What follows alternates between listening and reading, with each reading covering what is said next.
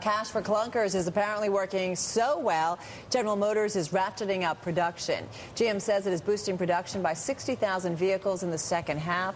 The car maker will bring back about 1,350 union workers to assembly lines, restoring shifts to plants in Ontario, Canada, and Lordstown, Ohio.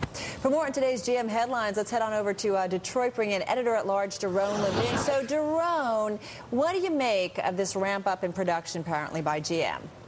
Well, what we had is very depressed production all through the year. So GM plants were down for most of the year, and the inventory was being bought down. And then we had cash for clunkers, and that really succeeded beyond many expectations. So suddenly they realized that the cupboard is bare and time to restock.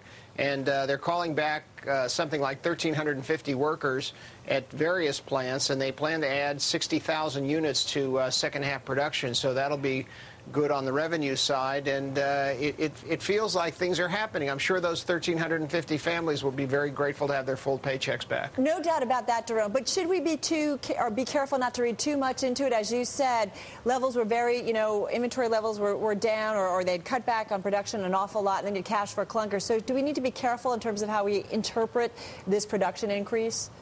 I think we have to be a little bit guarded about this because it's really more about inventory than a big spike up in underlying demand.